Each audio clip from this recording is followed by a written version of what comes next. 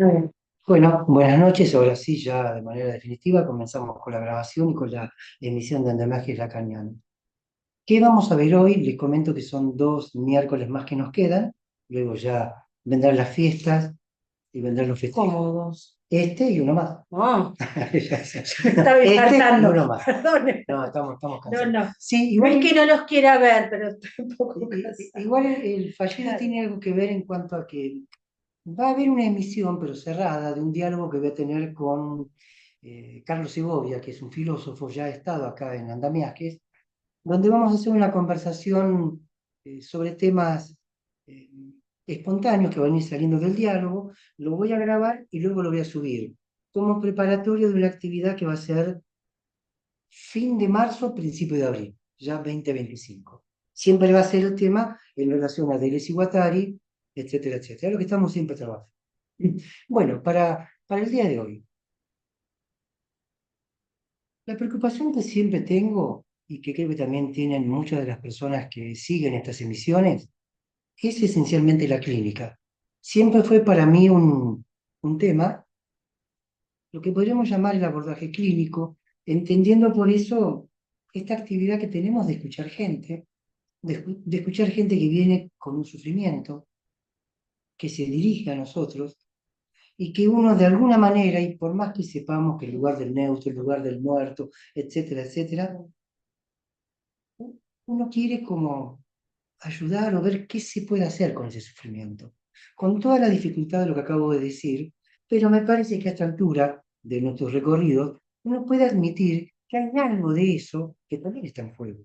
Nadie entró a psicología, a medicina y se dedicó luego al psicoanálisis si en un punto no pensó que algo de eso podría hacer que alguien, sufrimiento, patología, aliviar o permitir un despliegue de ese sufrimiento. Entonces, para mí siempre el tema fue lo que podríamos llamar la clínica, el encuentro con el otro, a partir de esa demanda que uno mismo ha generado, o de la oferta, como decía Lacan, que produjo demanda. Todo cuanto leemos, he leído, apunta, tiene por objetivo eso, cómo escuchar, desde qué lugar y cómo correrse, si se puede, de un discurso dominante, que eso es lo que espero que podamos ver hoy a partir de un texto que se ha publicado en castellano, se llama Deseo y Revolución, que es un diálogo entre Guattari, Berteto y Franco Bifo Berardi, que es un filósofo italiano, que viene en Argentina, también creo que está en México, es alguien que viaja bastante. Pero ¿por qué digo esto? Y acá retomo casi nuestro principio del año. En el recorrido que yo he hecho, he tenido como 3 grandes estaciones, que significa que llegué y me detuve. Uno fue claramente Freud, la noción de inconsciente, toda la producción freudiana respecto de lo inconsciente, la posibilidad de una apertura, el alcance enorme que tiene por ahí la noción de inconsciente, que a veces dejamos de lado, por la apertura que significa. Apertura a un otro modo de pensar, a un otro modo de estar en el mundo, a un otro modo de transitar la vida.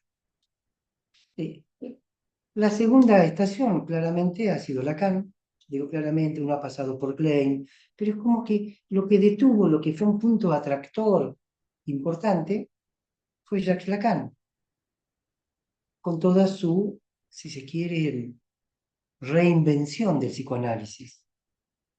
Acá tenemos un primer punto quizás para esta noche, pero ¿qué pasa con el psicoanálisis? Quiere decir que se abre y luego se cierra. Quiere decir que toma cierto fluido y luego se detiene, queda anquilosado, queda calcificado. ¿Qué pasa? ¿Por qué? ¿Qué se le opone que a esa apertura luego sigue un cierre? Bueno, me parece que Lacan, con todas las producciones enormes y que sería imposible reducir en poco tiempo, ¿no? Pero intenta revitalizar nuevamente el psicoanálisis y, si se quiere, también el método psicoanalítico. Y luego, por supuesto que estoy haciendo una suerte de síntesis, casi diría arbitraria, he llegado hace unos 10 o más años a Fili Guattari. Estación donde sigo estacionado o aterrizado. Hay un texto de Bruno Latour que tiene por título ¿Dónde aterrizar? Bueno, he aterrizado acá y todavía no he vuelto a despegar. Y la verdad por ahora no quiero volver a despegar porque siempre encuentro algo más, algo nuevo, algo que me da un aire y que debo confesar me entusiasma, porque si esto se vuelve repetitivo, lleva al aburrimiento, al desencanto.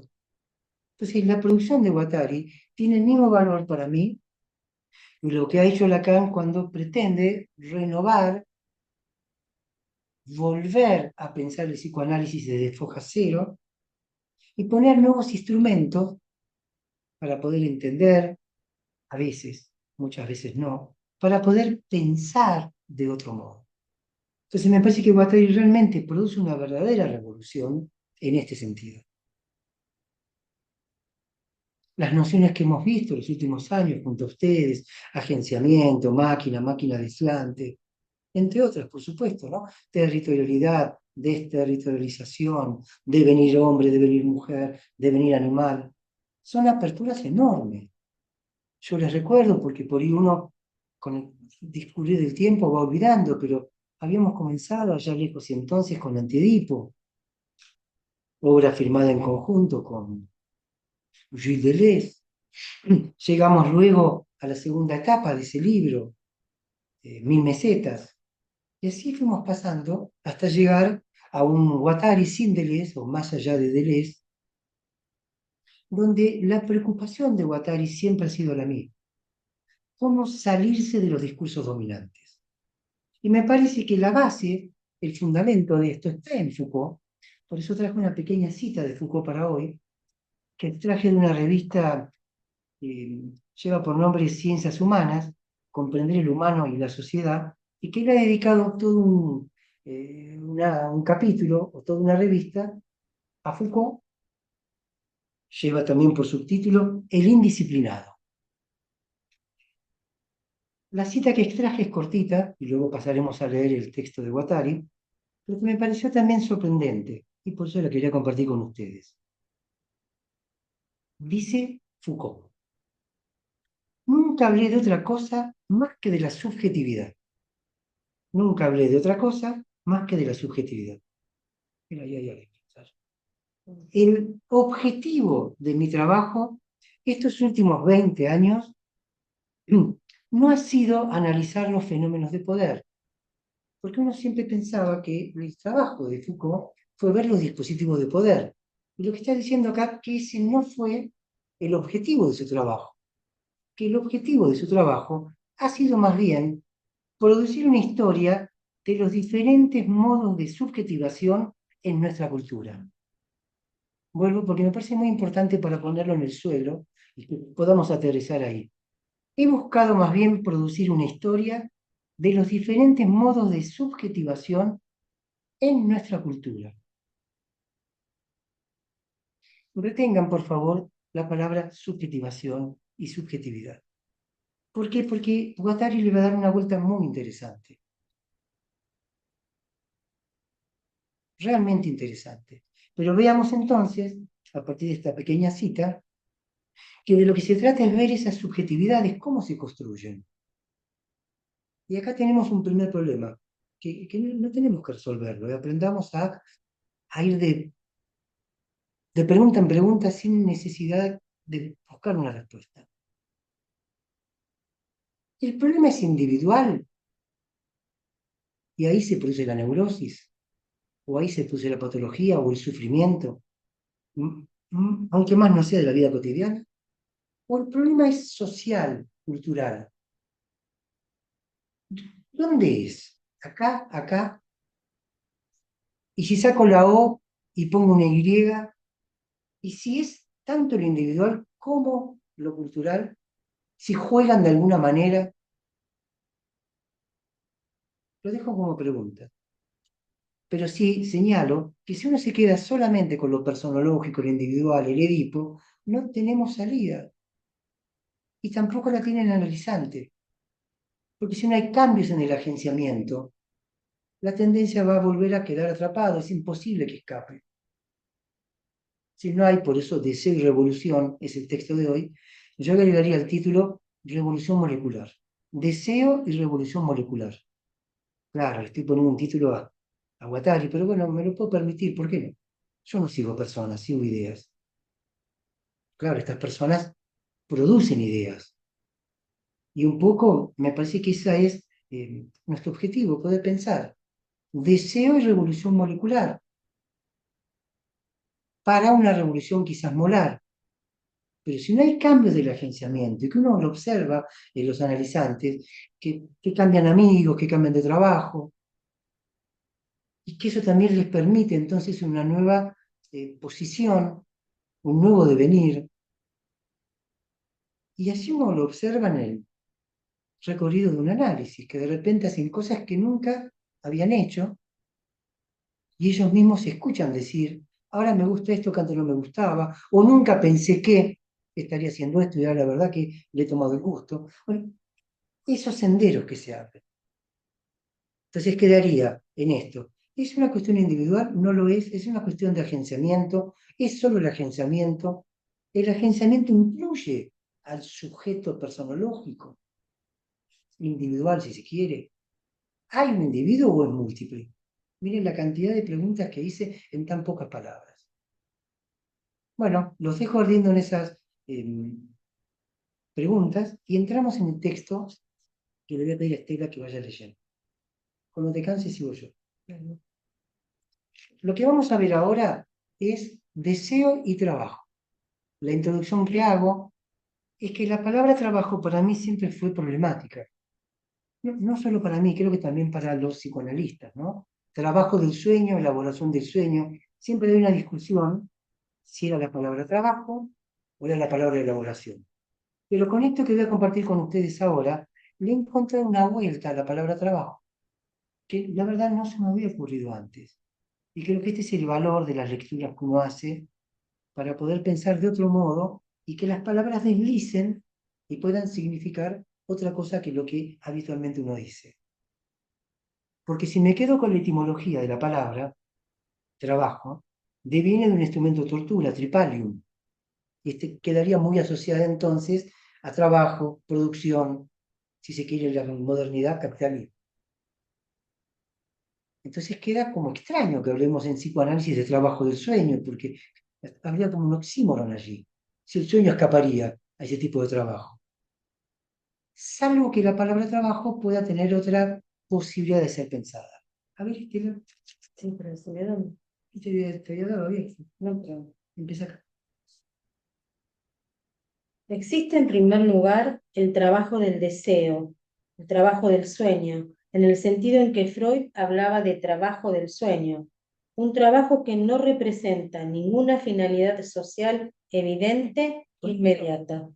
Con esto que acaba de decir Estela, también abrimos una puerta enorme. Pero qué interesante, ¿no? No tiene una finalidad social. Un trabajo que no tenga una finalidad social.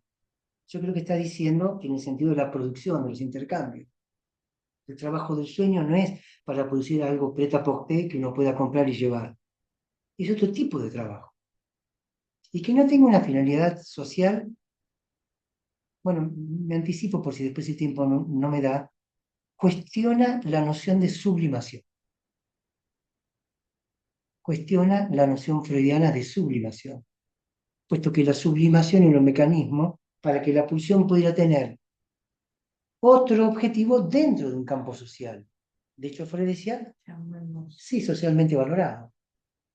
Entonces, que ese sadismo se pudiese volver una profesión tal que sublimaba una pulsión agresiva y lo volvía al servicio de la sociedad. Acá estamos con esto cuestionando uno de los pilares del psicoanálisis, como es la sublimación.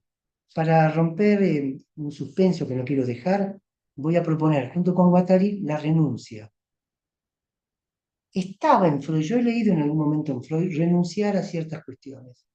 Lo dejamos por ahora subrayado. No sería lo mismo sublimar, ese cambio de estado, que renunciar a ciertas cosas. Es el trabajo, por ejemplo, de un niño que se hace caca encima.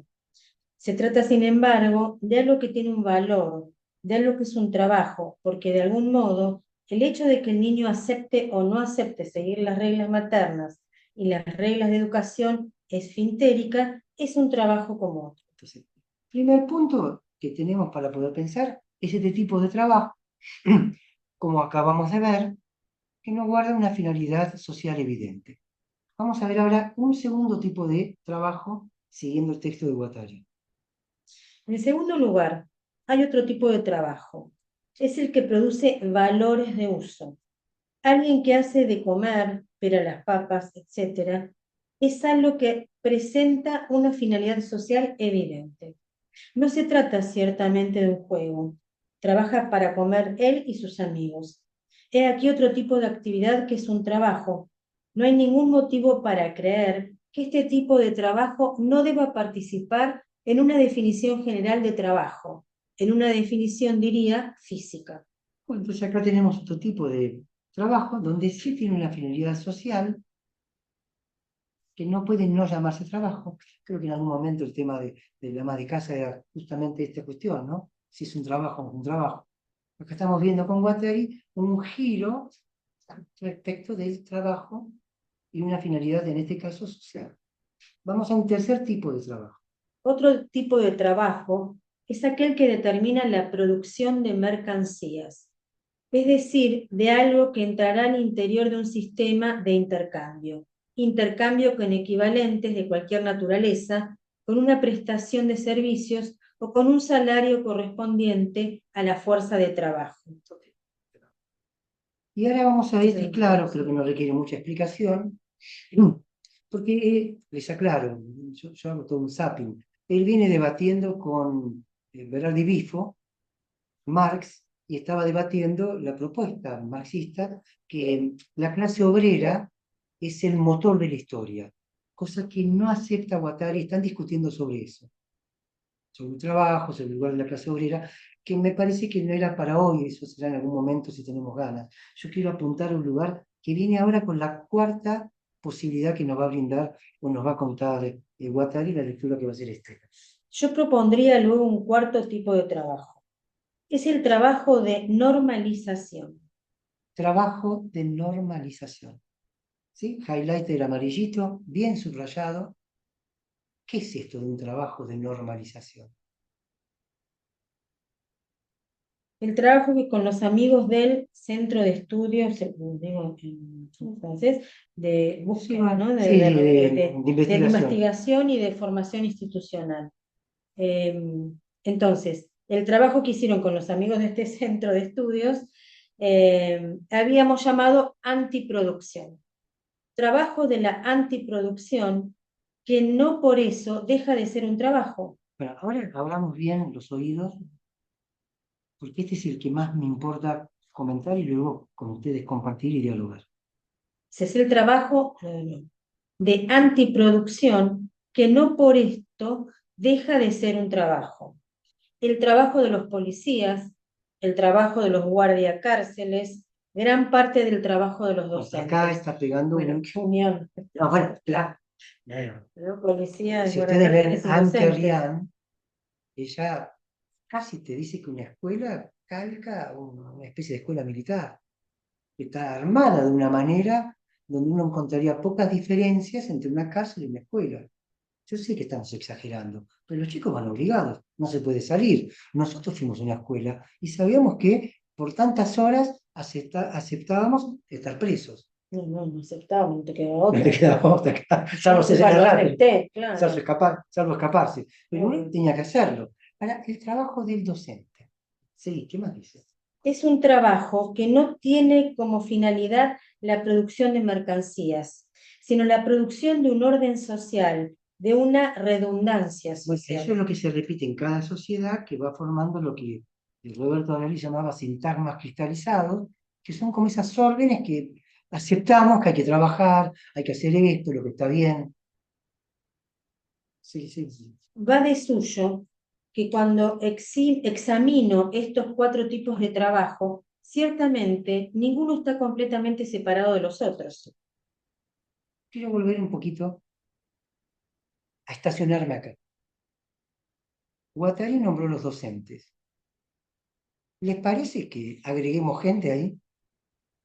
Por ejemplo, podemos agregar los psicólogos, podemos agregar los psiquiatras. Omar, decilo. Abrite el micrófono y decilo. No nos escucha. Algunos psicoanalistas. Bueno. Me ganó de manos más. Porque iba a llegar a cierto tipo de psicoanálisis normativizador, normativizante, y cierta teoría que acompaña esa normativización. No sé si llegan a pescar. Es que yo creo que porque digo esto, me salí de ese lugar. Pero me interrogo si es que no caigo en ese lugar. Si es que a veces deslizo y caigo ahí. Es muy importante lo que estoy diciendo, porque ¿de qué lado estoy? Por eso les cuestionaba la noción de sublimación. La noción de sublimación mantiene un orden social.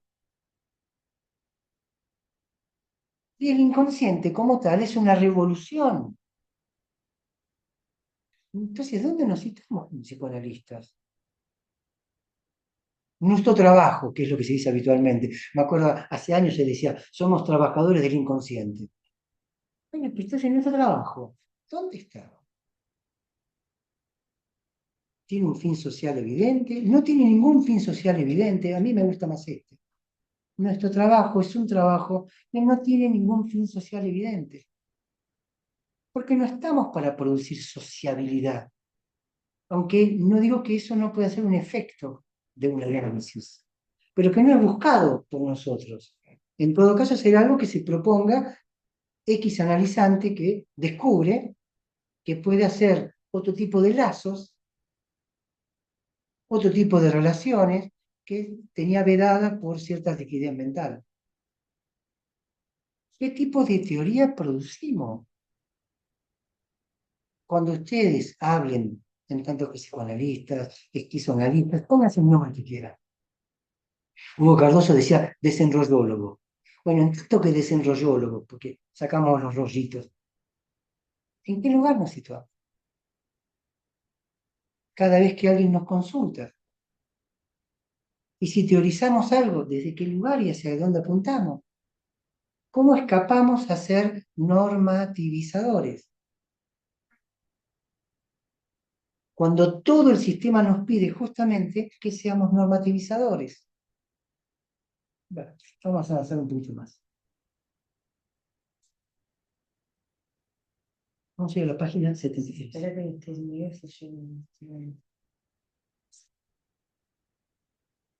¿Ciento?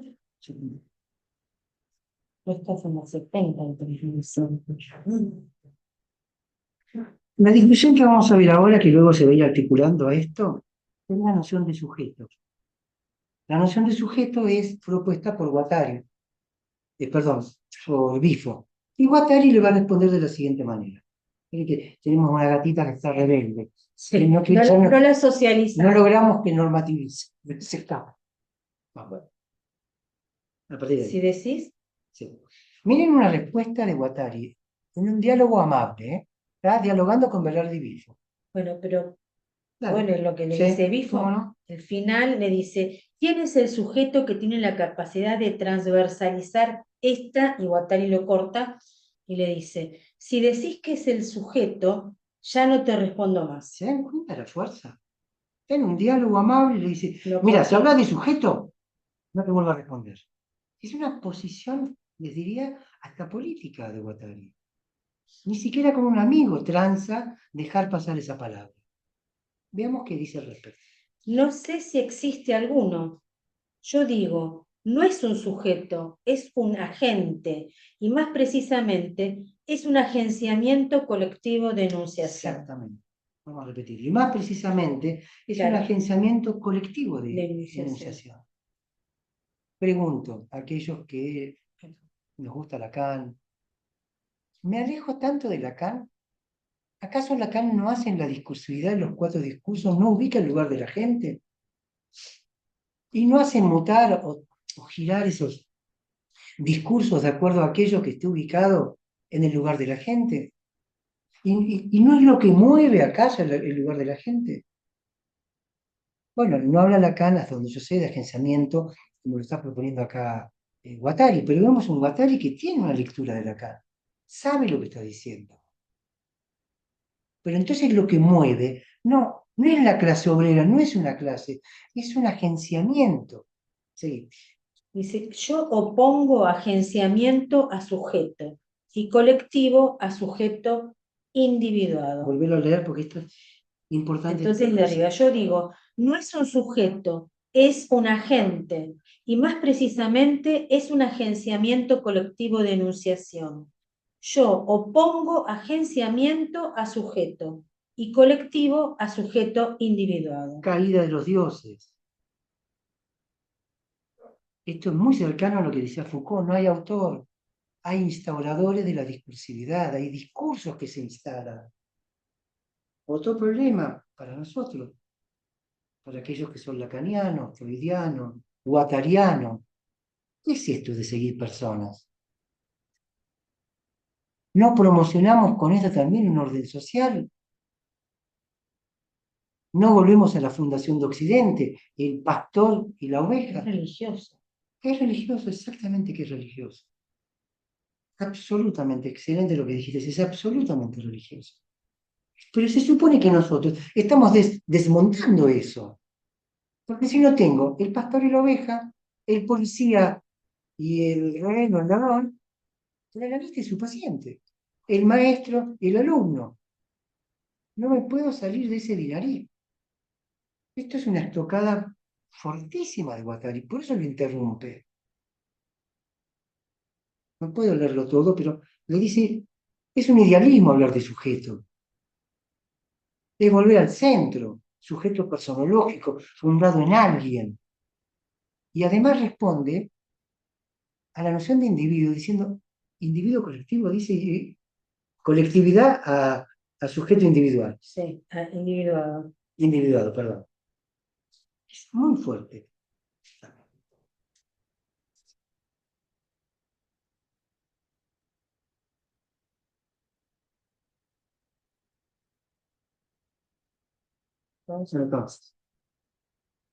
Entonces es preciso desubjetivar la historia, admitir que la historia no está centrada sobre los hombres, que existen agenciamientos maquínicos de hombres, de órganos, de funciones, y que además existe un policentrismo decisional. Esto tiene una fuerza, un policentrismo, o sea, centros por todos lados, decisional. No hay uno que toma la decisión. Acá nos metemos en un problema hasta con la noción de escuela analítica. Nos ponemos en un problema en años y años de seguir una formación centrada en una persona. Freud, Lacan. Está pasando lo mismo con Guattari, ¿eh? Se forman escuelas de esquizoanálisis. Vamos a ver acá, dice Guattari, no hay que hacer ninguna escuela de esquizoanálisis. Es una transversalidad brutal. ¿Por qué queremos ser Lacan? ¿Por qué queremos ser Freud? ¿Por qué no es el policentrismo decisional? Es una forma diferente de operar. Hay en Lacan para mí intentos de esto, la noción de cártel. La noción de cártel, que ahora se ha perdido mucho, pero cártel era un modo de construir un tipo de lectura que rompiera la idea de un grupo de estudio. Porque en el grupo de estudio había un coordinador. Y en el cártel, en cambio, hay un plus un, que en francés es más uno. Ese más uno que no es un coordinador y no tiene por qué ser alguien que tenga eh, determinada lectura, sino que opera de esa manera porque garantiza el trabajo de alguna forma, pero no en virtud de una coordinación. Entonces, creo que hay en Lacan algo del pensar, y creo que la escuela que primero fundó Lacan intentaba romper ese centralismo. pero también creo que no lo logra. Y creo que por eso termina con una disolución. Algunos dicen dispersión o disolución. Fue una disolución. Disuelve Lacan su propia escuela cuando se da cuenta que la misma escuela que él hizo se terminó cerrando sobre sí misma y sobre su propia persona. O de hecho, cuando Lacan vino a América también dijo, acá me leen de forma diferente que en Francia, porque mi persona se de pantalla. El tema de la persona. Es interesante en francés porque person significa nadie. Sí, person. Bueno, vamos a ver esto más. En este caso, Sí. en este caso, se tiene una concepción completamente distinta de la subjetividad y ya no se atribuye la subjetividad a la burguesía, al proletariado o al partido de la clase obrera. Fíjense, no es debate para hoy, que se corre, si bien se dice que es de izquierda, se corre del marxismo y se corre de todo aquello que produzca un líder. Guattari no se lleva bien con los líderes, porque el líder produce un militante que lo sigue. Y entonces volvemos a psicología de las masas, también advertido por Freud. También advertido por Freud.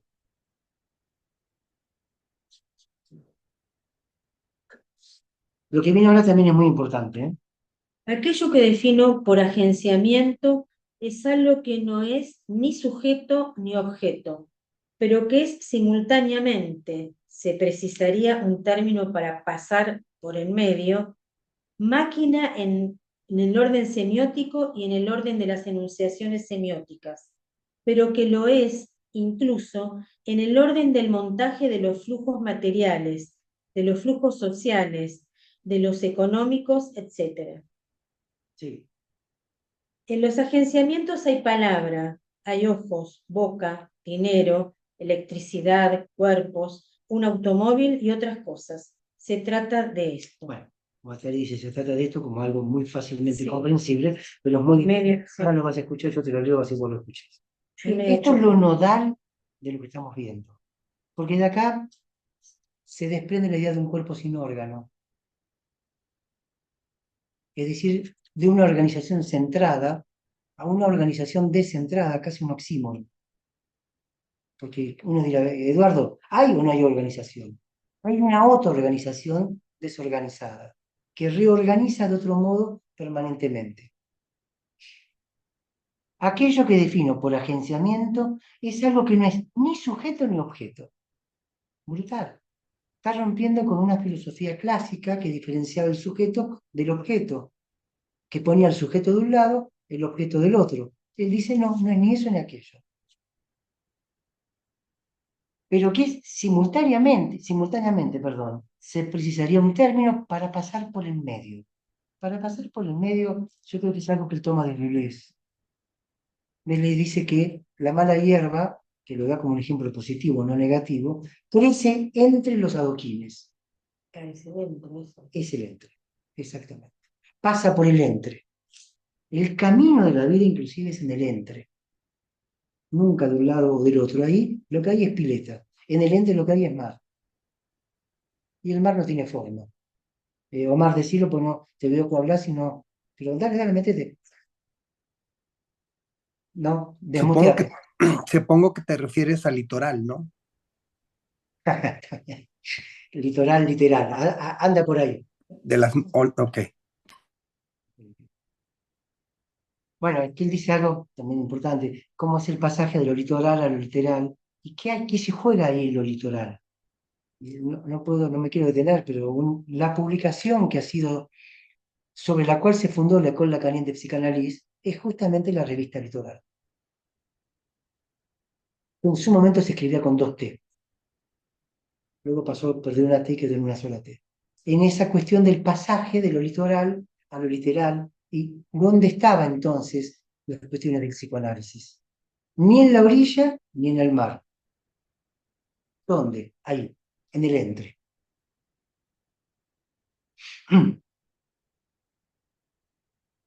Pero que simultáneamente se precisaría un término para pasar por en medio, está entrecomillado, como si fuera una sola palabra. Pasar por en medio.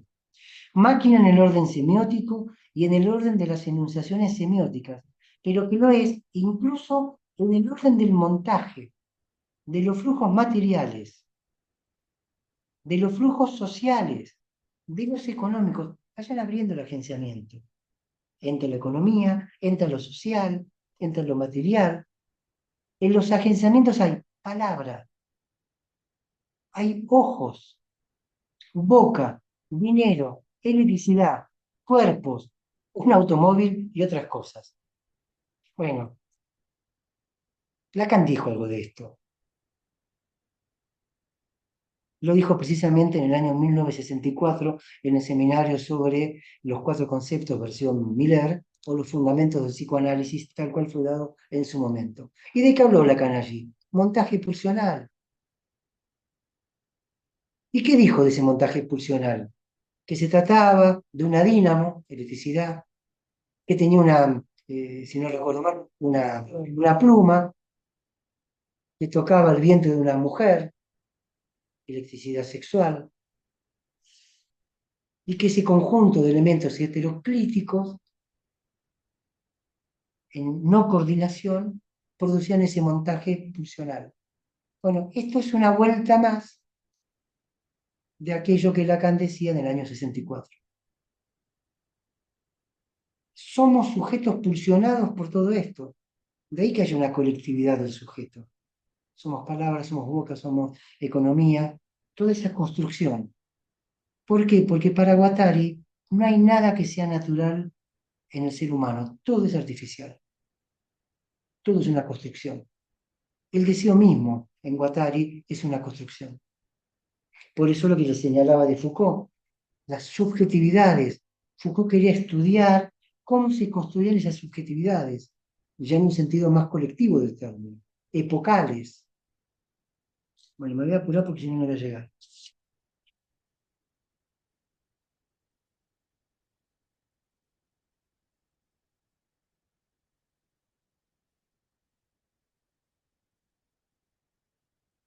Es una pregunta que le hace Berteto. ¿Cómo es? Espera. Berteto. Te digo la pregunta. ¿Sí? Pero al interior de la estructura del proceso de transformación revolucionario que delineas, ¿cuál es la función de los individuos, de los sujetos sociales determinados? Están conectados, enganchados, contesta Guattari. Nosotros estamos tomados por todas partes en la revolución molecular y también en la revolución maquínica. Estamos tomados porque estamos llamados a la construcción de un mundo, pero al nivel cósmico, al nivel relacional, al nivel de la producción maquínica en una dimensión ampliada. Estamos tomados en una aventura descabellada de construcción de algo que no existe. Eso es maravilloso. Es Construcción de algo que no existe. poético. Qué poético, Guattari. Sí, Locamente. locamente poético. Hoy los físicos están tomados en la construcción de partículas que no existen en la naturaleza. Sí. Ellos inventan, porque hoy no solo se inventan objetos de arte u objetos manufacturados, sino también partículas. Se pueden inventar sentimientos. Lo que viene ahora es maravilloso. Se pueden inventar sentimientos, relaciones. La literatura inventa modos de percepción de las cosas. La música y el cine nos ubican en una condición fantástica de creaciones posibles. En este sentido, somos mucho más interiores a los valores maquínicos en la creación de lo que se pudieran imaginar los sistemas teológicos anteriores. Los hombres son los verdaderos creadores. Ha habido una publicación de Lynn Leroux, no me acuerdo el nombre ahora, tampoco sé si está en castellano, pero quien esté interesado puede averiguarlo, donde toma por título Hoy Dios somos nosotros. ¿Te acuerdas? Hoy Dios somos nosotros, no es la deidad que podemos crear. Me alejé tanto de lo que Freud decía cuando decía que la neurosis, lo que se había afectado era el amar y producir. ¿Se acuerdan que Freud decía esto? Bueno, trabajar. Ahora en el sentido, si se quiere, que acabamos de ver de Guattari. Miren cómo cambia. La neurosis era aquel que quedaba, no me acuerdo bien cómo lo decía, impedido. Que no podía. Claro, no podía ni trabajar, en este sentido, en el sentido de producir, crear, Y estar insertado en la sociedad también. claro, y no podía amar. Nuestros pacientes devienen creadores, creativos, de objetos para sí mismos o para otros.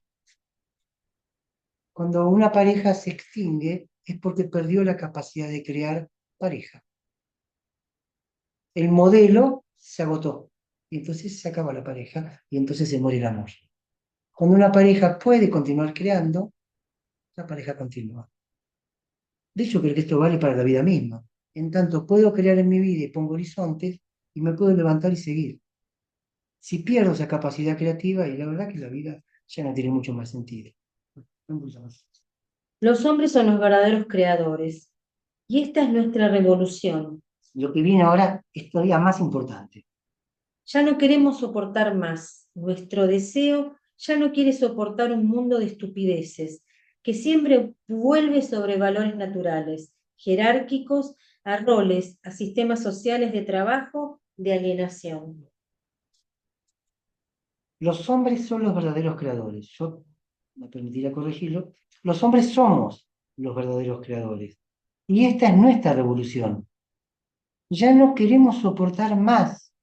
Nuestro deseo ya no quiere soportar un mundo de estupideces.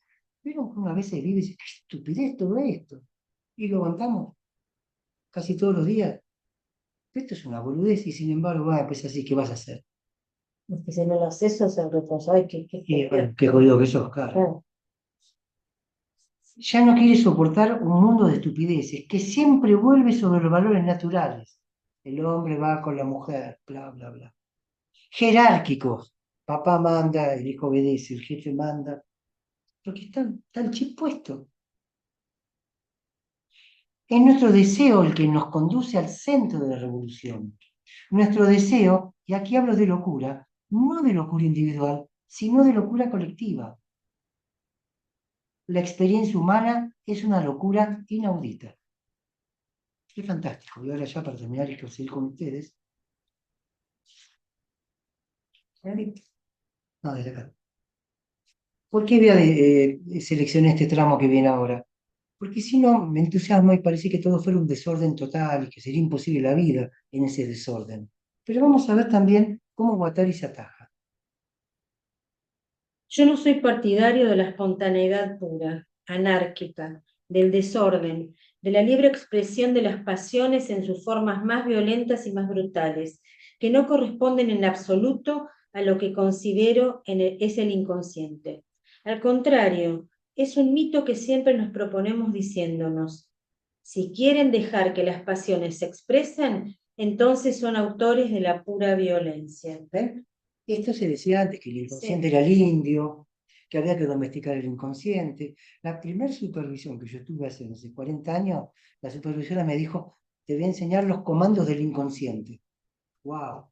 Bueno, fue la única que tuve, pero cuando fui. Era como vamos a manejar esto. Y acá Guattari está diciendo, miren que la revolución molecular no es ni violenta ni agresiva. Porque la agresión no viene del inconsciente, va hacia el inconsciente. Seguí un punto más. Como si el sentido de las pasiones fuera la violencia y el desorden. Absolutamente no. El sentido de las pasiones es más bien la generosidad, la riqueza, mientras que el sentido del orden capitalista, en cambio, es la brutalidad, el esquematismo, la identificación más global y represiva. La sociedad del deseo no será una sociedad de desorden, de pura expresión brutal. Al contrario, vemos claramente la nueva sensibilidad de la gente, la gran dulzura, la nueva dulzura que no tiene nada que ver con la brutalidad falocrática de otras épocas. Brutalidad falocrática. Sí. Falocrática. Sí. Es maravilloso. Es verdad, porque aquel que realmente hace un devenir analítico, a veces de ser alguien, no sé, por ahí brutal, se pelea con todo el mundo, empieza a pasar de costado a las cosas. Pero no al modo no me importa. No, no, no. Empieza a deslizarse en el entre de otra manera. Y si encuentra socios que hagan eso, construyen colectividades que en modo alguno son colectividades agresivas. No surge de esto un fascismo, todo lo contrario, de esto surge una decomposición de un fascismo que uno puede tener, como decía Foucault, instalado en cada célula. Pero entonces la liberación de esto para nada lleva al desorden, sino a un orden que no sea falocrático, que no esté regulado por el falo. Vamos un poquito. ¿Lo mismo? Sí. ¿Estás cansado? Sí.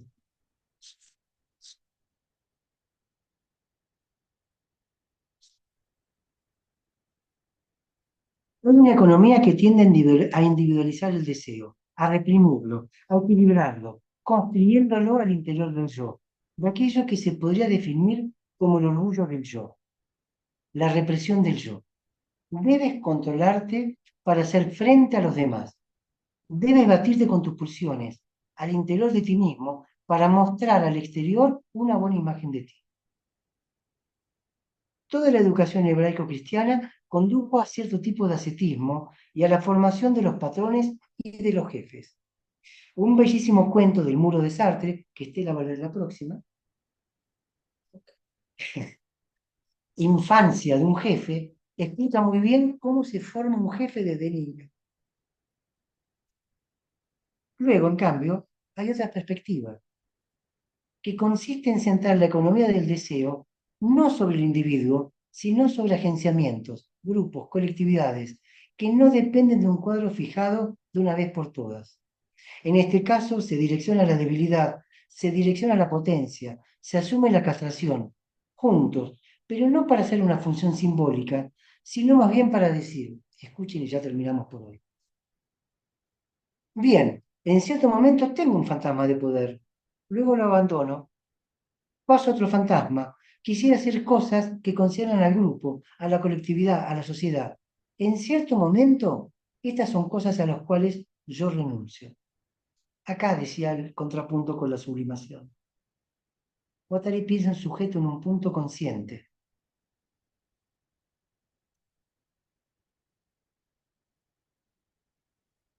Bueno, un poquito más, sí. Habrá agenciamiento esquizoanalítico allí donde haya revolución molecular. Creo que efectivamente existe, un proceso objetivo de revolución molecular y que el esquizoanálisis no es algo que deba ser inventado. Por cierto, no es necesario hacer escuelas de esquizoanálisis. Félix Guattari. El esquizoanálisis está en curso allí donde las mujeres buscan cambiar su relación con el deseo y el cuerpo, o donde las madres buscan cambiar su relación con los niños, o donde los militantes buscan elaborar nuevos sistemas de intervención, cuestionando la fractura entre lo político y lo personal. Esto es fabuloso. El esquizoanálisis es un proceso de análisis del inconsciente y de las semiotizaciones en acto por obra de un inconsciente creador y en construcción, y no por un inconsciente ligado al pasado o fijado a complejos universales estratificados. A esto lo habíamos llamado analizador para desubjetivar la función de análisis. Y ahora sí terminamos. El agenciamiento esquizoanalítico, no, algo antes. Quizás sea necesario incluso renunciar al término esquizoanálisis, pero en el fondo no me importan las palabras como tales. Yo me acordaba acá de Alush, cuando empezó a dar vueltas con psicoanálisis, psicanálisis, spiritual análisis, cuando Alush se daba cuenta que la nominación psicoanálisis era inconveniente, y estaba dispuesto no solo a renunciar, sino también a desmontarla. El agenciamiento esquizoanalítico es algo que busca romper con los modos individuados de subjetivación relativos al inconsciente, que se llaman el psicoanalista, el pedagogo, el militante, el artista, es decir, todas las figuras que buscan resentar el proceso sobre el propio modo de subjetivación. Bueno, voy a seguirle acá por lo que nos queda en 15 días. Nos vamos a detener acá y pasamos a conversar con ustedes porque si no se va el tiempo y no va a haber espacio para poder dialogar.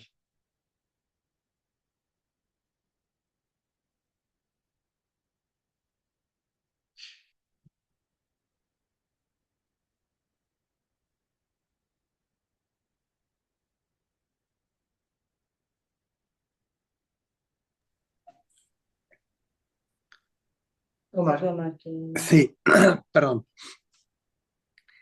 Esta cuestión de adaptacionista, aun y cuando se le escribe más a la escuela del yo, a los americanos, parecería que es pasada por alto a partir de que también yo creo que también se realiza cuando es una práctica institucional, me refiero es más evidente, por todos los controles, por todas las jerarquías, por todos los procedimientos y procesos administrativos que van con las intervenciones y que tienen que quedar ahí como un registro, ¿no? Que den cuenta, que evidencien, donde se muestre que hay productividad, ¿sí?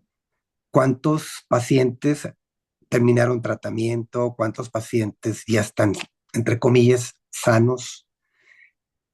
Eso es algo cotidiano en las instituciones cuando permiten cierta inclusión en el ejercicio del psicoanálisis.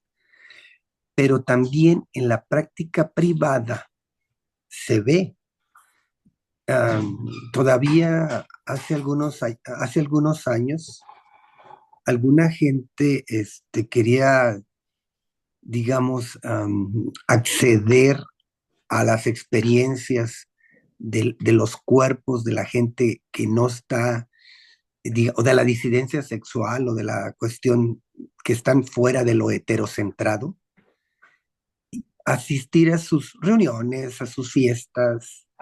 Y bueno, resulta que a mí se me ocurrió, conociendo alguna situación de este tipo, dirigirme a algunos de ellos y yo en compañía de otro compañero como analistas asistir y lo que me trascienden es esa idea, no, porque ustedes nos quieren adaptar. Sí, o sea, todavía sigue vigente para algunos segmentos de esta población que algunos psicoanalistas o psicólogos, psiquiatras buscan lo heterocentrado, ¿no? Eso es algo que recordé a partir de lo que sí, Omar, planteaste.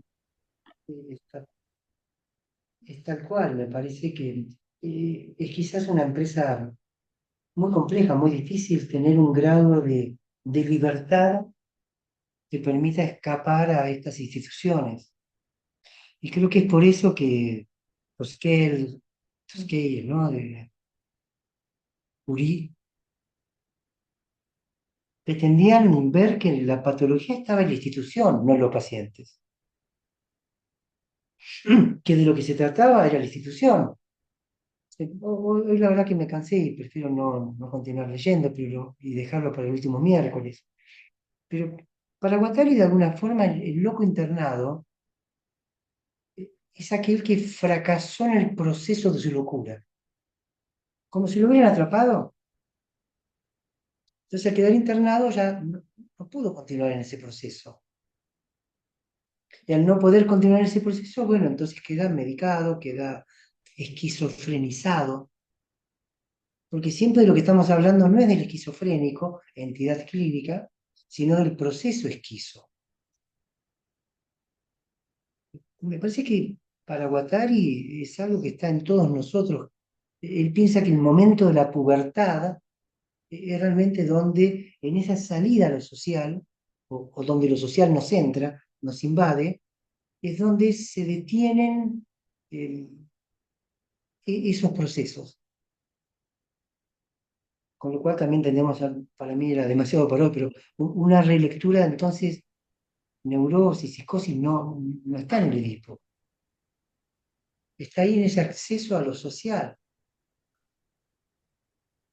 Se territorializa que en ese momento de la vida aparece esto o se territorializa cuando se da, o como tú mencionas, ¿no? Que el proceso no se sigue y aparece esta idea de enfermedad como algo que se tiene que... O inclusive creo que aparece por ella que decís enfermedad, aparece la enfermedad quizás buscada por todos, que tenemos que decirlo, que es la neurosis.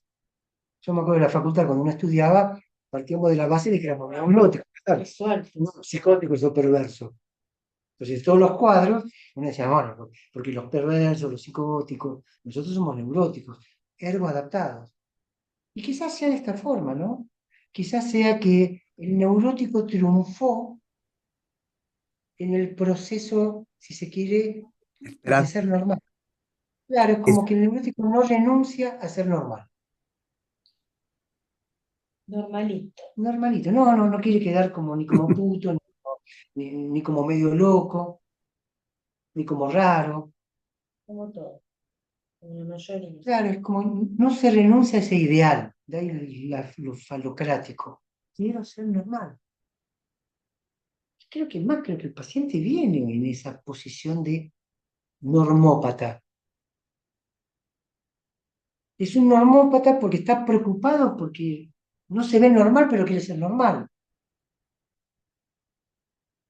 O es normal según él, pero no es feliz. Entonces, de golpe triunfó en su neurosis, es un sujeto normal, cumplió, se casó, tiene los hijos, es gerente, pero se siente horrible. Es una cosa increíble, ¿no? Uno fracasa y queda internado como loco, entonces fracasa en su locura porque no pudo seguir, fue detenido antes, no llegó como esas eh, eh, que nacen en la playa y tienen que ir llegando al mar, las tortuguitas, y por ir a sacar y no llegan porque se las comen las gaviotas. Bueno, tendrían un potencial, pero chocan contra el muro de lo social, y claro, al resistirse, todos los mecanismos de adaptación se ponen en orden, los psicólogos, los psicopedagogos, los psiquiatras, la escuela es un mecanismo de absorción brutal, las notas, eh, la conducta.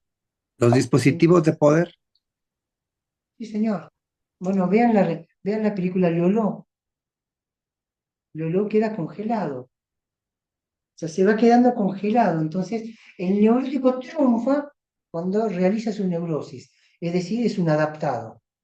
Pero triunfa al precio de ser un pobre diablo. Que las instituciones y particularmente las escuelas no están preparadas para aceptar o estar con chicos o personas distintas, que no son neuróticos o que no están adaptados o no están socializados. Sí. Ese es el problema. Hay algunas No escuelas están que incluidos. quizás sí, pero la mayoría Sí, pero como la mayoría compacto, dicen digamos. que sí, pero Es muy hay que difícil. estar ahí para saber qué. Es muy difícil. Entonces ahí Muy se difícil. choca y yo pensaba, está bien, el Edipo podrá tener tal o cual identificación, tal o cual problemática en ese esquema básico edípico, pero efectivamente la cosa se está jugando ahí.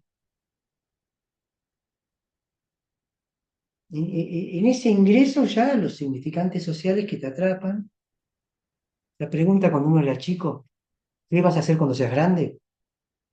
Que me imagino que cualquiera de ustedes lo habrá escuchado. ¿Y cuando seas grande? Uy, ¿qué voy a hacer cuando sea grande? Ya lo había que responder médico, ingeniero. No se puede decir vago. Quiero ser vago. Me gustaría ser vago. Dijo, voy a tomar vino. Claro, claro. Tomar vino. Es como que eso ya se prendería alertas.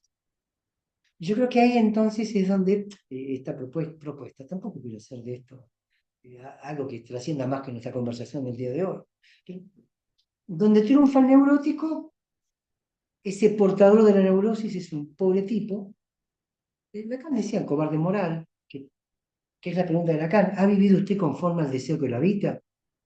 Cayó ese deseo, quedó sometido a la demanda del otro, quizás el loco de unos pasos más, pero poco a poco esos mecanismos, esos dispositivos de producción de subjetividad y de normalización lo atraparon. Y hay algunos que por ahí siguen y triunfan en su locura y devienen artistas. Esa gente que logra de alguna manera, Por ahí al artista se le perdona un poco más grande. y bueno, sí, O lo raro o distinto. sí, sí.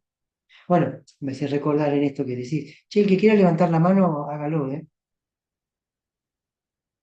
Antes había artistas, y esto lo cuenta Freud, que temían analizarse porque tenían miedo de perder su arte, porque atribuían su arte a sus sufrimientos. Entonces decían, si pierdo mi sufrimiento, pierdo mi arte. Bueno, lo que Guattari acá estaría diciendo es, no, usted va a tener aún más arte, aún más posibilidades. En tanto usted pueda devenir, en tanto usted pueda salirse de esto. Y por eso seleccioné esa parte donde él dice, pero no se equivoquen, no es caótico, no es una sociedad brutal, no es que liberados, eh, hay una película que una vez vimos, no sé si la pasamos en andamiajes, El Emperador Tomate Ketchup. No la seguimos. Es de un japonés. No, porque no la recuerdo, es muy... Es muy dura la película porque actúan jóvenes. La idea es que los jóvenes se cansan de los adultos y hacen una revolución. Y empiezan a matar a la gente, hay escenas de sexo real entre jóvenes. Fue muy cuestionado este autor, ahora no me acuerdo el nombre del autor, pero cuando se lo comenté a Luis, quería que yo lo pase en Francia. Ah, no me animé. La verdad, porque era, Que lo pase él. sí, que lo pasara a él. Después, bueno, sí, fuimos para otro lado. Pero por ahí quienes están en cine, creo que Ariel pueda buscar El Emperador Tomate Ketchup. Sí, pero no, yo No para pasarla, pero además no se puede pasar para quien le interese no se en puede la pasar, bloquea. pero muestra lo contrario de lo que estamos diciendo. No es que una nueva colectividad sería agresiva, lo que está diciendo acá Guattari es todo lo contrario. ¿Qué es lo que se observaba en la borde con los pacientes internados, los pensionados? No había agresividad, había arte, había intento de Claro, comprensión del otro. el tema Cuando vos cuando están las producciones de cine, ¿no? Lo artístico de las épocas, esa película también tiene siempre características de las posibilidades del cine cuando tenía esa fuerza revolucionaria, fuerte de poder registrar, de grabar, de registrar la época, los personajes, acontecimientos. Cuando sale el cine quería grabar todo, ¿no? Y bueno, esa película sí es verdad, es fuerte, digamos, y depende desde uno el código de interpretación con el cual ve una obra, uno la puede abrir para llegar a meterla en este encuentro de andamiaje, pero por ahí vos ponés, si voy a hacer un encuentro de cine, voy a poner esta película y pongo de Pasolini, Saló y dicen, ¿cómo estás poniendo estas películas? O sea, toda esta cosa fuerte, ¿no? Porque impacta en la subjetividad.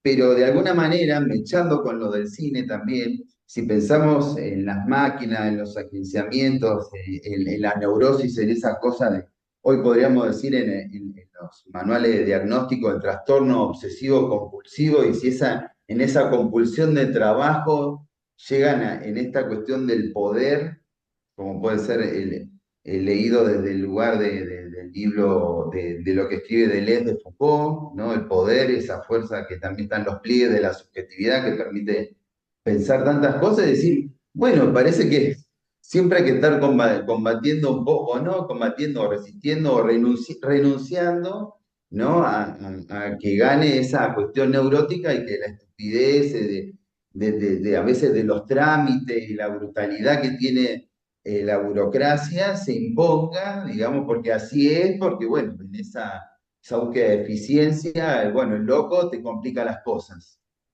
el loco complica el Sí, sistema, y ese es ¿no? el Ya punto, ¿no? sea en todas estas vertientes también, porque uno puede ser psicopedagogo, ser medio loco, como podríamos ser Paulo Freire, y bueno, y gente también que quiere ser revolucionaria, y bueno, la verdad que da para un montón de cosas, pero lo del entre siempre es productivo, ¿no? Pensar que llegás a un lugar que es el agujero de la castración, y ahí se terminó por ahí, y pensar que hay un entre, que uno puede fluir en un deseo, en una Sí, creación, ya sea en un espacio clínico. Yo a veces no quiero hablar de la clínica porque vivo en un lugar muy chico, ¿no? Y esto queda grabado, entonces hablar ya sea de los fracasos o de los aciertos o no sé, de las preguntas que tenemos por ahí de la práctica clínica, pero el esquizoanálisis excede lo que pasa en un consultorio, si eso es importante, y si no se tiene que llamar esquizoanálisis, se tiene que llamar de otra forma, pero que tenga que ver con la creatividad y con eso es sensacional. a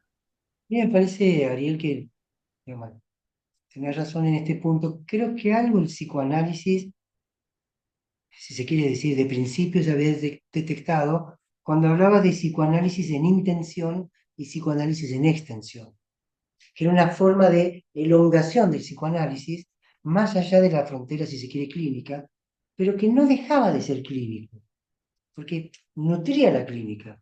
Andamiaje lacaniano surge de alguna manera en ese cruce, cuando con Hugo, con Estela comenzamos a hacerlo, era un cruce entre intención y extensión, de allí el ver películas, que terminaba afectando nuestra clínica, comentarios que terminaban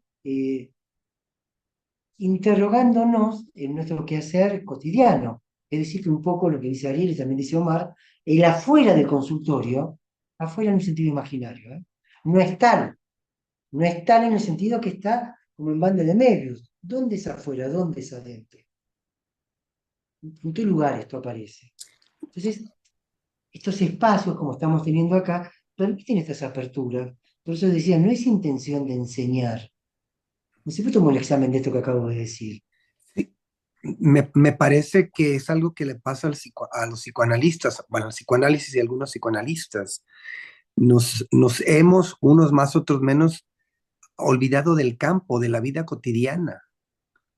Ahí hay mucho material, si se me valga la palabra, que muestra estas cosas que hablamos, ¿no?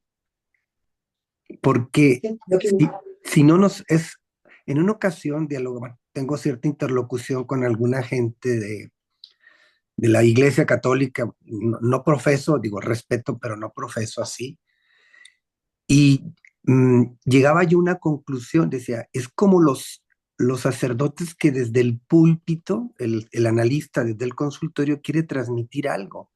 Entonces, los sacerdotes han empezado a hacer lo que ellos llaman la pastoral, o sea, salir al campo, a oír a la gente, ¿no? A vivir algunas cosas, rescatar algunas cosas con su idea teológica de la Biblia, etcétera, ¿no? Pero yo creo que esto también tendría que ser, no sé si homologado, imitado, no, no sé cómo llamarlo, ¿no? Pero como un dispositivo de acercamiento, porque si no se queda como un análisis sin intención, pero únicamente en el consultorio. Y la extensión es únicamente para los iniciados o los expertos, entre comillas, ¿no? y bueno, esos serán los muros que de alguna forma hay que derribar. Eh, ¿Cómo comienza la filosofía? La filosofía comienza, si queremos, con Sócrates, cuando Sócrates empieza a dudar de la doxa. La doxa era una opinión que no se cuestiona. Los jóvenes griegos crecían en su momento con lo que les venía del campo del otro como algo indubitable, casi diría religioso. Estoy hablando de eso, pero estoy hablando de psicoanálisis en realidad, Omar, Jaime, Ariel, Julio, los que están allí. Porque de alguna forma, cuando uno comenzó con el psicoanálisis, uno no podía cuestionar. Oiga, ¿por qué el complejo de Edipo? ¿Quién dice que es así? ¿Por qué el falo es el pene y no la vagina? Si la vagina es más potente que el pene, y además no detumece. ¿Qué mirada machista hay ahí en juego? Entonces uno tomó la doxa. ¿Para cuál fue el inicio de la filosofía? El razonamiento, la reflexión, las preguntas, el método de Sócrates. Bueno, pero ¿por qué es así? Uno de nuestros nietos decía un día, ¿por qué el celeste es para los varones y el rosa para las nenas? Si a mí me gusta el celeste, el rosa. Bueno, la dominación. Si a mí me gusta el rosa, ¿quién dijo eso? Bueno, me parece que ahí comienza. Ahora, ¿cómo terminó Sócrates? Si es que existió, condenado a tomar veneno, a tomar cicuta, a tener que morir por corromper a los jóvenes en su cabeza, no en su cuerpo. ¿Por qué? Porque empezaban a cuestionar. Entonces, ¿cómo armamos un psicoanálisis si no lo cuestionamos? Si no lo destruimos cada vez. Si no lo volvemos pedacitos como el arte efímero y lo volvemos a construir. Entonces surge lo que dice Omar, claro, efectivamente, hay una pastoral psicoanalítica. A mí me parece que el grave riesgo del psicoanálisis es sacar a los curas para poner a los psicoanalistas, es andar una pastoral, es que las escuelas devengan escuelas religiosas de Hay psicoanálisis. varios obispos. Los obispos, que están los obispos. Vale. Bueno, en parte el gran libro de José Atal, ¿te acuerdas? Cuando el psicoanálisis ha perdido a Spinoza, tenía un título distinto antes. Sí, Ahora no me acuerdo. ¿Te acuerdas, Omar, cuál era? no sé, está en el Ya, El bueno, nombre ya me no, la pero acuerdo. dice que hablaba de Spinoza. Claro, claro. La no excomunión la no excomunión de Jacques Lacan, cuando el psicoanálisis ha perdido a Spinoza. Claro. Ese era el título. Claro, esta cuestión de la excomunión, la no excomunión. O sea, hay esta cosa de pastoral en juego siempre. Y que creo que es el riesgo que tenemos. Jaime, disculpa, no había visto la mano. Hace rato. Buenas Está bien, noches, Jaime. está entretenida la charla, así que qué genial. Ah, pues al principio comenzó mencionando pues su recorrido, ¿no? Que la palabra nómade le queda como que muy bien, Freud, Lacan, Guattari, y, y eso hizo que formulara una pregunta: ¿qué es el psicoanálisis? Desde allí, ¿no? Que es una ruta, un camino, un territorio, un algo. Cualquiera de eso me lleva a pensar un montón de cosas y pues las ideas están desordenadas, pero entonces tengo que ordenarlas para decirlas. ¿Solamente ordenadas o podría dejar salir ese desorden, ¿no? Mira, Jaime, yo tengo una respuesta, pero tramposa. Va. El psicoanálisis es una pregunta. Es una respuesta tramposa. Pues una pregunta que no tiene respuesta, que se arriman potencialmente respuestas efímeras, porque inmediatamente decís, es esto y ya te das cuenta que no. Sí, sí. Sí, como algo que se escapa allí donde se quiere como que nombrar, ¿no? Exactamente. Se fuga, pues, valga la palabra. Y me gusta eso, así que por ahora, respecto a ese planteamiento, me quedo allí y contento. Y por otro lado, me quedaba pensando acerca de esto del hombres, creadores, Dios, ¿no? Y por qué me hizo recordar unas personas religiosas visitaron mi casa, abrí la puerta y entraron y lo primero que señalaron fue: esos murales, pues Dios te ha inspirado, ¿no? Y pum, fue algo inesperado, entonces, ¿cómo respondo a eso? Y mi contestación fue: ¿alguna vez se han dejado inspirar por una piedra, por un perro, por algo?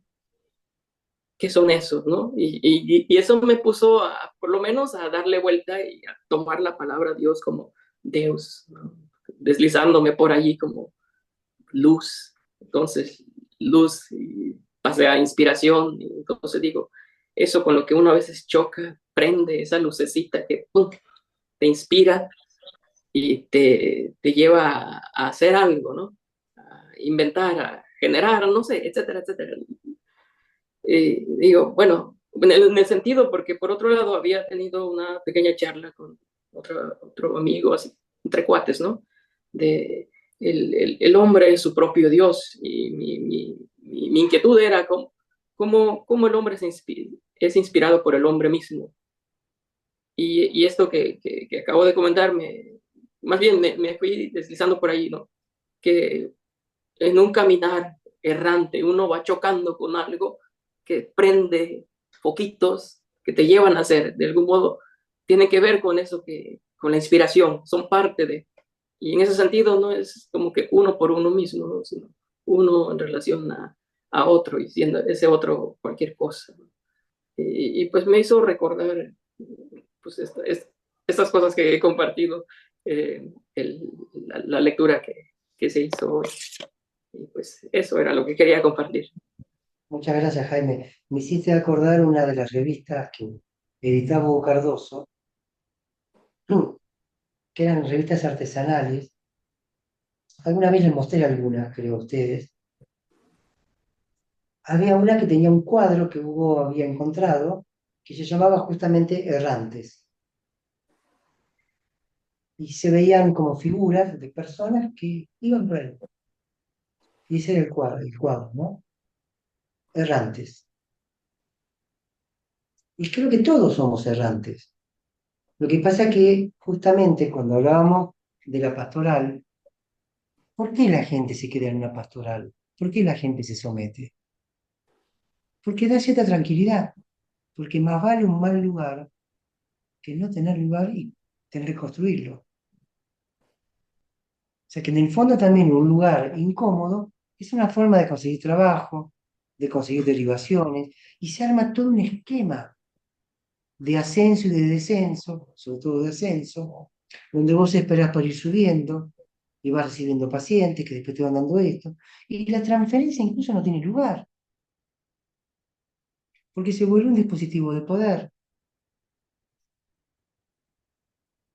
Y entonces donde hay un dispositivo de poder, y bueno, hay un cortocircuito. Por eso es que el quinto discurso que Lacan piensa como discurso del capitalismo, es un discurso que pone en jaque, frena todos los demás discursos.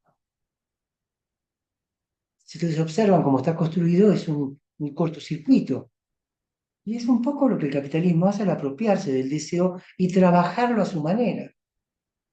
Por eso es que decía que me parece que el neurótico triunfa en cuanto a realizar ese destino al precio de una gran penuria, de lo que Lacan dice, trop de mal, trop, con P, no se pronuncia la P, penar en demasía.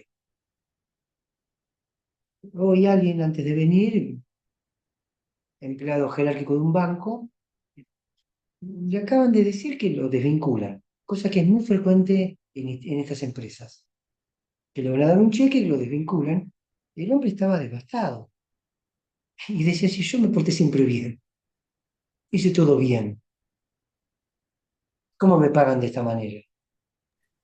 Perdón, Eduardo, ¿cómo dices? ¿Lo desocuparon? Es que dijiste algún Sí, modismo. Ah, ok, perdón. desvinculado y es desocup. Sí, está bien, fired. Ok. Trump diría, you're fired, echado.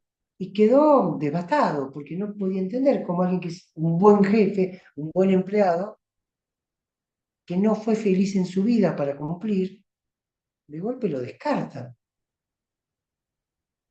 Y bueno, son las cosas que escuchamos, ¿no? Él no sabe, pero yo sí lo sé, porque a veces uno sabe más del paciente que el paciente mismo, que tiene material como para renacer, porque muchas veces hay que nacer más de una vez.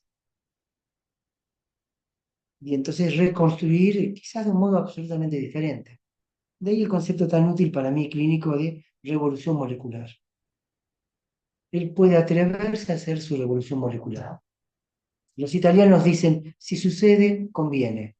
Entonces, por ahí es mucho mejor lo que le pasó cuando se dé cuenta de la gran libertad que va a tener.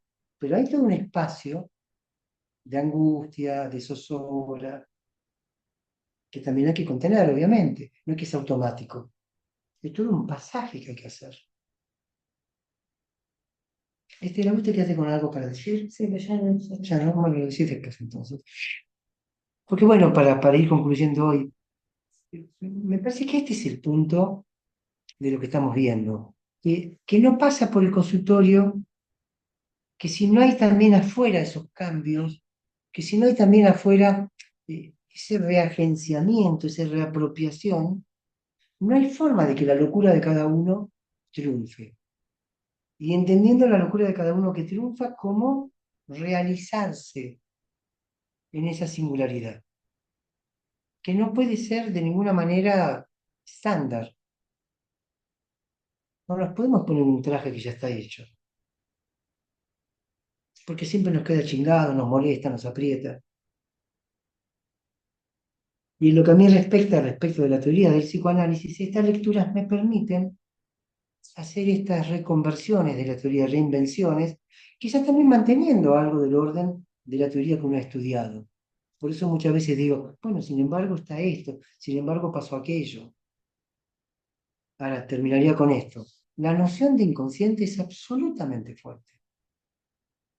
Freud no inventó el inconsciente, ya estaba. Freud inventó un dispositivo, en todo caso, de approach, de acercamiento a lo inconsciente y luego un método para ver qué hacer con eso. Y ahí estamos nosotros viendo qué hacer, qué hacemos con ese método, cómo cada uno construye un método a su modo y encima para cada analizante, que es la forma en que entiende lo que Stella leía antes, ¿no? Ese sujeto colectivo, si me permiten, ese oxímoron que sería esa individuación colectiva, esa multiplicidad, requiere que se arme para cada analizante un instrumento. Si existiera teoría, solo sería para cada uno en particular, en ese caso. Con lo cual la teoría sería una especie de libro de arena, como escribía Borges, que era un libro que nunca terminaba, porque siempre había una página más. Entonces, siempre hay un analizante más y siempre habrá una reinvención más. Otro de los problemas, bueno, lo hemos visto con la última reunión de andamiaje con el tema del caso en psicoanálisis y la dificultad que presenta. Y a mí siempre me quedo, ¿cómo puede alguien pensar que sabe algo de alguien cuando no sabemos nada de nosotros mismos? ¿No? Y esos son los desafíos de la subjetividad que estamos viviendo, ¿no? Las nuevas formas de conformarse, de hacer agenciamiento, de establecer que eso es incluso normal, algo que uno podría decir, eh, puede ser el pato, si queremos, podemos decirlo así, o el síntoma, pero es lo normal, hay que hacerlo, ¿viste? Y decir, no pueden concebir un mundo donde no es de esa forma de cómo construyen su subjetividad, la producción, su producción de la subjetividad. Pensaba Mira, en lo de dijiste algo Colapinto, que, por ejemplo, el bueno, fenómeno de Colapinto. Hay un montón de gente que empieza a prestarle atención a eso. Entonces, tiempo que vos estás sacando por ahí a leer, si querés, una teoría de lo que sea, no solo de lo que nosotros nos incumbe, ponele, y es un tiempo que vos tenés que empezar a ver las carreras, las historias, a seguir, un montón de cosas, y cada vez hay más de eso, de esa reproducción y esa producción de es un subjetividad de poco, lo sí, nuevo. sí, sí, sí, es más de lo mismo en el sentido de la estupidización de la gente. Todos mirando cómo corre alguien, todos mirando un partido de fútbol, la final, que no digo que uno nos apasione, porque el capitalismo tiene unas formas de seducción muy eficientes y son operativas y operan sobre nosotros, nos atrae. El tema es cómo entrar y salir. El tema es cómo puede uno, en estas lecturas, y a mí me gustaría que de acá a 15 días, cada uno pueda decir cómo le golpeó en su clínica, cómo impactó en su escucha. Porque si esto no nos cambia nuestra forma de escuchar, no sirve para nada. Y para mí no es un ejercicio intelectual, sigue siendo un ejercicio clínico, aún acá en este momento. No hay mucha diferencia para mí de estar acá o en el consultorio, pues soy igual. Entonces es una cuestión de cómo impacta esto que leemos en cada uno. ¿Qué consecuencias tiene en la escucha? ¿A dónde habilita y abre? Y bueno, estarán ustedes por ahí dar algún pequeño testimonio por el último miércoles, por lo menos de este año. Bueno, me parece que llegamos al momento de terminar, así que buenas noches, nos vemos en 15 días. Gracias, Ah, Eduardo. pero, Gracias, Estela. Saludos a todos. Nos vemos ¿no en querés 15 preguntar? días. Un Bye. momentito. Quería Perdón, preguntar, Quería sí, decir algo. perdón, Julio, nada más perdón. corroborar que sí nos vemos en 15 días porque me perdí el inicio, porque decía que hasta hoy era la última sesión, pero sí nos vemos el 18. Ahí Exactamente. está. Ok. Maravilloso, Bárbaro. maravilloso. Chao, nos Gracias. vemos, hasta luego. Gracias. Hasta Chao. luego. Hasta la próxima. Chao, Julio.